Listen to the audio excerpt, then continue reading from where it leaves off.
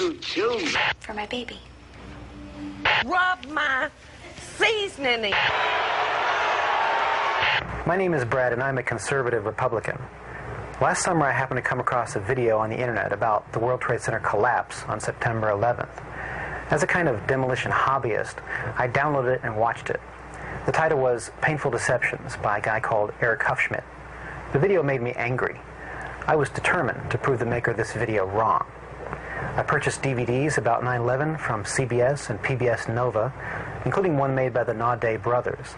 These were considered the official videos. And after watching them carefully and researching thousands of websites and archives on the internet, literally not sleeping for an entire week, I realized that the official story, not Eric Hufschmidt's Painful Deceptions, was unprovable, unsubstantiated, absolutely wrong. What you're about to see is information you should already know. Our news reporters, government, and media should have made all this material available to every one of us. Ask yourself why you've never seen it on TV. This is as close as we can get to the base of the World Trade Center. You can see the firemen assembled here, the police officers at the dive.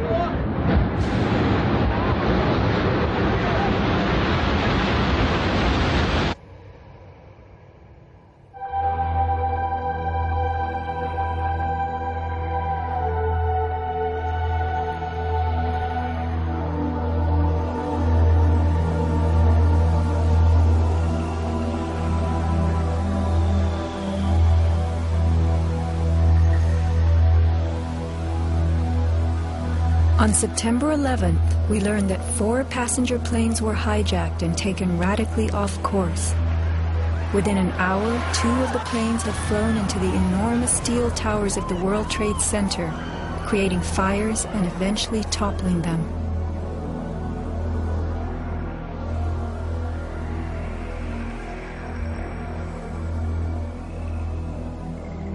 Dazed by the news, the American public soon believed the fires in the towers had burned so hot they caused the steel frames of the buildings to give way.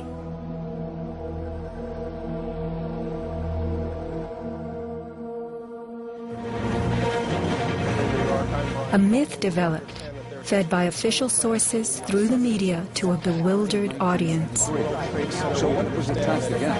He admitted it. Elements of the myth. The impact of the airplanes, gallons of burning jet fuel, steel melting, the buildings failing and suddenly imploding. In a mere 10 seconds, 110 stories hurtled earthward, pulverizing into dust. We ran to the building and went into the... Right from the start, on the street itself, the official story was born. Come out of nowhere and just scream right into the side of the Twin Tower, exploding through the other side. And then I witnessed both towers collapse, one first and then the second, mostly due to structural failure because the fire was just too intense.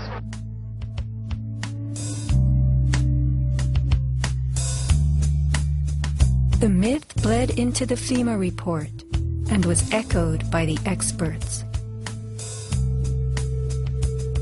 It was the combination of the impact load doing great damage to the building, followed by the fire, that caused collapse.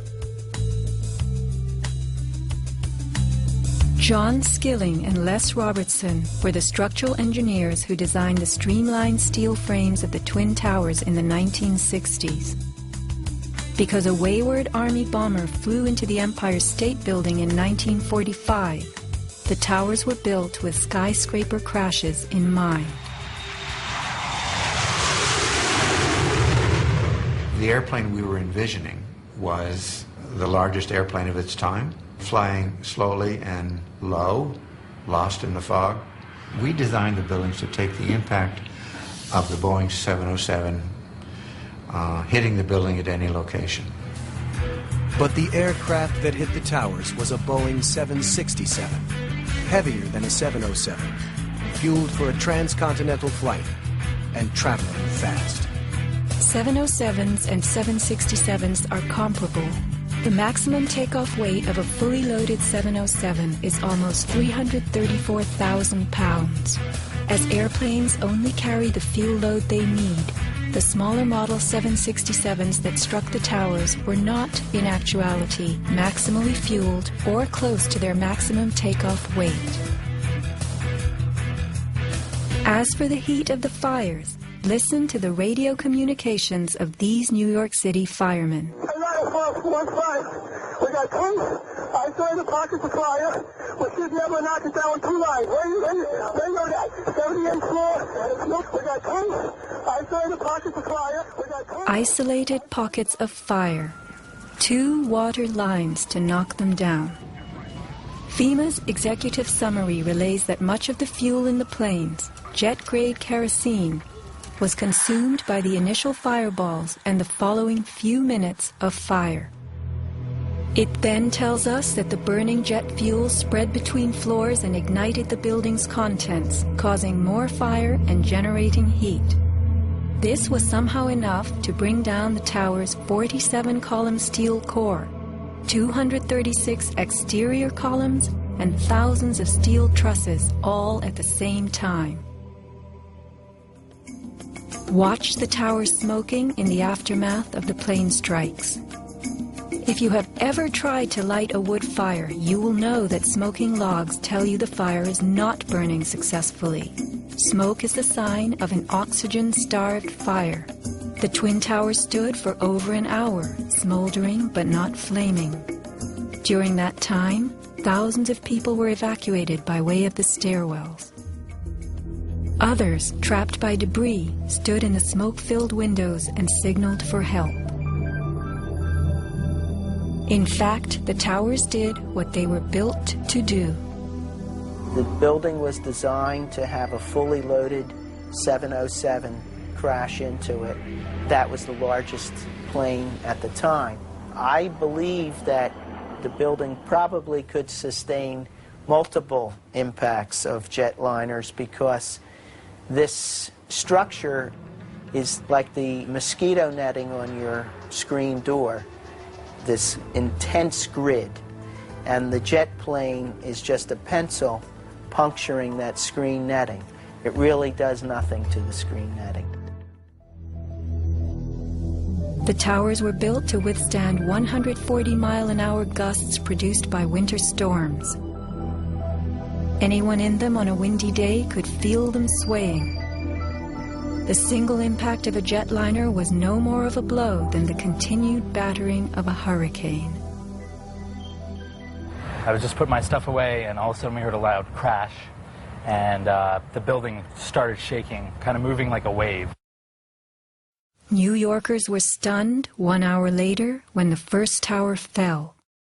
To the best of my knowledge, the considerations of the fuel in the airplane in terms of an explosion or a great fire was not considered. Now,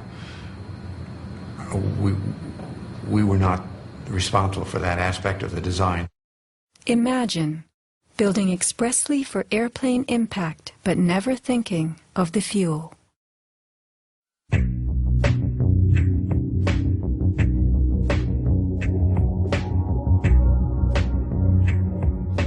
Never before in the history of the world has a steel building collapsed due to fire. I have not seen, until recently, a protected steel structure that has collapsed in a fire. True infernos have raged hot and long in steel-framed buildings, but not one of the buildings ever came down.